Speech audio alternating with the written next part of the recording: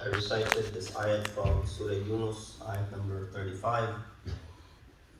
An ayat in which Allah subhanahu wa ta'ala addresses mankind toward a rational inquiry that أَفَمَنْ يَهْدِي إِلَى الْحَقِّ أَحَقُّ أَنْ يُتَّبَعَ.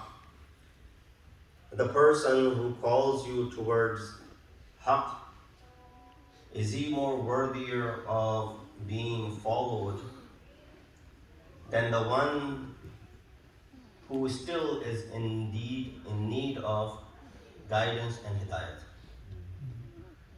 فَكَيْفَ تَحْكُمُونَ فَمَا لَكُمْ. What is up with you and how do you judge? This ayat, which talks about the concept of hidayat and the concept of guidance, beautifully Allah subhanahu wa ta'ala in this ayat uses the word yahdi in a couple of different conjugations to derive different meanings from this word. And so before I get into the discussion regarding this ayah, just a couple of words regarding what the etymology of these words really mean. We all know the word huda or hadi or hidayat or yahdi or mahdi all come from the same root. And they all refer to the meaning of guidance. Although in Quran Allah uses the word huda in other than guidance as well. But in this particular ayah, number 35 of Surah Yunus, definitely is being used with the concept of guidance and hidayat in perspective. The ayah says, أَفَمَنْ يَهْدِي إِلَى الْحَقِّ أَحَقُّ أَنْ يُتَّبَعَ. Here, in first conjugation, the word yahdi is being used, which reflects and which means that the person guides. And from the same word yahdi, you have the ism fa'il, who's mahdi, or rather hadi. And mahdi also comes from another root of it, which means the one who is guided. And then Allah subhanahu wa ta'ala says, أَمَّنْ لَا يَهِدِّي إِلَّا أَن يُهْدَى. Two more conjugatives used. Or is it more worthy to follow someone who has not reached or received guidance himself? Amman la yahdi, until that person is provided with this guidance. So, just to simplify this, you have an option that in front of you is this person who is ignorant. You know he's not a scholar. And then you have another person whom you know that is a scholar. The Aql says that you're going to go ahead and follow the one who has ilm, who's sahib ilm. Quran says that as well. That, go ahead and ask those who possess the ilm and don't go after those who do not possess the ilm.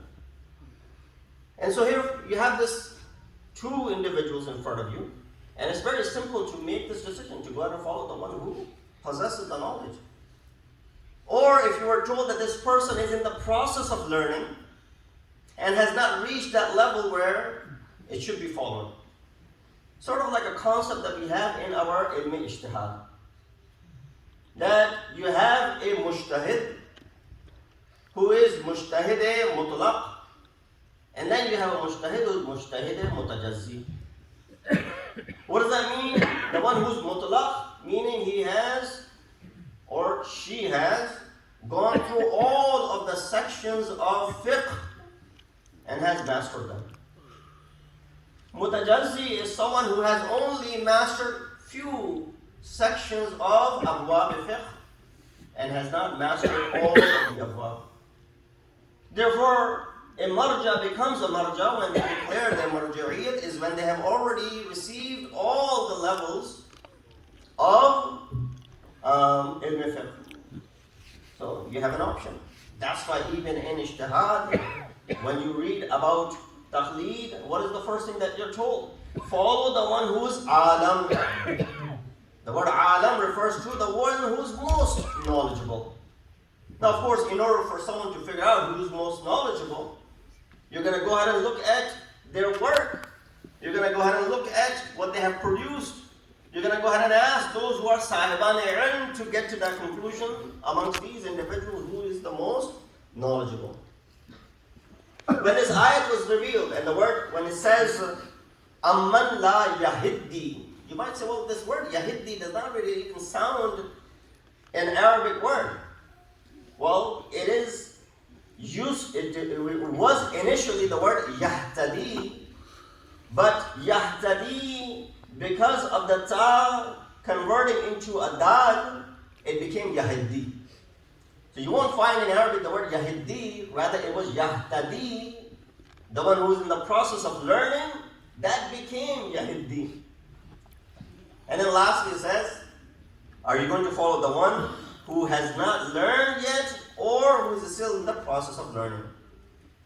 This is where, it's not a big, difficult choice, and every rationale or individual who has little bit of knowledge and intellect will be able to make this decision very easily. Now, of course, when it comes to other areas of our life, we do the same thing. We ask those who possess that particular knowledge. You have 10 engineers, I don't know which one of them is the best among these 10. Now, of course, we have these, rating system now with different companies. Google will tell you the rating of this person or that person and whatnot. So you'll go ahead and judge based on those ratings that is provided. Similarly, when it comes to physicians, that you have the choice between 10 different cardiologists, you go ahead and pick the one which is the most, senior or the most experienced amongst all of them. When this ayat was revealed, there are a few contexts of revelation that are mentioned regarding this ayat. A group of people came to the Holy Prophet, Hazrat Muhammad Mustafa. Allahumma salli ala Muhammad wa ali Muhammad. They asked Rasulullah to do qazawat amongst them. Now Rasulullah could not go to all these different places, so he sent one of his companions to go ahead and do the qazawat. That companion went, I won't name, but the people turned around and said, we don't accept his qazawat. The judgment that he passed was not what we were expecting. So Rasulullah sent Amirul Mu'mineen. Now you look at these incidents sometime and you wonder as to why Rasulullah does not send Ali in the first place. We talked about Khaybar last night as well. We just alluded to it. Why wasn't Ali sent on the first day of Khaybar? So that they would be victorious and wrap up things and come back. Why wait there for 40 days? Or, for example, when Amr ibn Abdul was calling upon Islam and mocking the religion, why did Rasulullah just send him right away? Delayed until he tested all the companions. Or when the ayat of Surah Tawbah was revealed, why did Rasulullah not send Ali in the first place? Did he not know that Ali had to go? Of course he knew. But just so that tomorrow nobody will say, well, they weren't given the chance and opportunity. Everyone was given fair chance and opportunity. Subhanallah. But of course, haqq comes back to the one for whom Rasulullah has said, Al-Haqqu ma'a Ali wal-Aliyu ma'al-Haqq. That haqq is with Ali and Ali is with haqq. And not only just that, haqq follows Ali wherever Ali goes. Subhanallah. Subhanallah. Ya ili. So Rasulullah sent Ali ibn Abi Talib. Imam goes, the people came back and said, now we like the judgment that was passed by Ali. So the other group of munafiqeen, they came back and they said, how are you biased that you did not accept the qadawat of another, sahabi, yet you accepted the qadawat of Ali? So they were amongst the munafiqeen who would go out and instigate Muslimin then. And right away, to respond to these munafiqeen, this ayat came down. The ayat said, what? أَفَمَنْ يَهْدِي إِلَى الْحَقِّ أَنْ يُتَّبَعْ. That the one who is already guided and already reached a level of guidance, is it not better that you follow him than the one who is still in the process of learning and has not reached the level of guidance yet? Subhanallah. So here we have this concept of hidayat, which is important to all of us, because we're all on the path of learning. None of us is ma'asum, and that's why Prophet of Islam has said, "Utlubul ilm min al-mahdi ila al-lahd." Seek knowledge from your cradle till your grave. Meaning what? Mu'min is someone who's constantly on the path of learning, and the day does not go by that he or she should not learn something. In fact, Molana Syed has said to the extent that your tomorrow should be better than your yesterday. Your today should be better than your yesterday, and your tomorrow should be better than today. Meaning what? There should be continuous progress in your life, and you should not be stagnant or staying at one place. And therefore, and there were some other contexts of revelation that were also mentioned in this Quran. Basically, when it comes to Hidayah, there are two paths that are available for you. And ulama akhlaq mentioned this, that one way of providing guidance is irayatul tariq. That you go ahead and tell people, this is the path, you take this and you will get to your destination. So someone wanted to go from here to New York City, you will tell them that, I go there every day. You can take turnpike, this exit, and you have choice of either taking this exit or that exit, and you'll be in New York. It is quite possible the person who's traveling from out of the state, when he comes and not using GPS, might get lost on the way because they haven't really been here, and so they don't know all the paths and the roads. Therefore, the second concept is Isal ilal matlub, that you grab the hand of this individual and you bring them to the destination. He said, I want to go to New York, so I'm going there myself. Why don't you come with me and I'll take you there? Now when this concept comes about, there's no concept and there's no way this person will get lost, because you are now guiding and you will know this way back of your head, and because you have traveled on this destination so many times. So when it comes to the proper guidance as well, the hierarchy that is mentioned in our madhab, of course we don't have direct access to Imam Masoom, who is the ultimate guide for us. This concept is created for us, which is the concept of taqleed and ijtihad. And therefore, if you trust them, you follow in this hierarchy them, eventually they will reach and take you to that destination which is requested.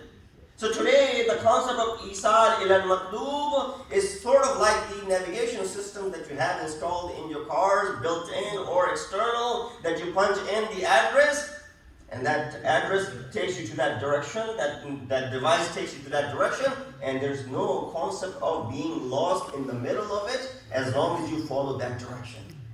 Hence, when we follow and we look at what is it that Rasulullah has left behind for us as far as guidance is concerned, you will find the same riwayat that I had recited for you last night, the famous riwayat of Thaqalain, that inni tarikum fikum al-Thaqalain. And when we see this riwayat, I'm sure by now all of you have this riwayat. If not memorized, you should have it memorized because you've heard it so many times. But when we hear it so many times, it seems like sometimes something which is repeated, it comes through one ear and it goes out through the other ear. Or sometimes it comes through the ear and does not make it through our hearts. We become so, become deaf in regards to some of these instructions that we don't let this settle into our hearts. Really, when it comes to something which should not be settling into our hearts, we allow that to happen without any obstacle. When there are things which are not appropriate for us, and I'm speaking to the kids as well, that when we watch something, when we hear something, when we see something which is inappropriate for us, right away the reason it is forbidden for us because it has direct access from your eyes and your ears to your heart. The ayat of Quran says what? That man atallaha biqalbin salim. That who comes back to Allah subhanahu wa ta'ala on the day of judgment with a heart that is salim. What is a heart that is salim? Salim heart is the heart which is pure and salim and does not have any defects. So, that's not the heart that I possess. We are the ones who would damage this heart because we allowed everything to flow in through our eyes and flow in through our ears and flow in through our mouths. So as you try to find the remedy for your physical ailments, as you grow older, sometimes there are some illnesses come as part of the package, and you have to take certain medications. And when you start taking these medicines, you have to pay a visit to the worldly pharmacies. You pay a visit to worldly pharmacies, you go to your pharmacy and you pick up your medications. Similarly, when you are in this month of Ramadan, it is important that while you visit the physical pharmacy, you should visit the spiritual pharmacy as well. Subhanallah. And a spiritual pharmacy in the month of Ramadan, that too in the nights of Qadr, that too when we are commemorating the shahadat of Amir al-Mu'mineen, Imam al-Muttaqeen Ali ibn Abi Talib alayhi salam.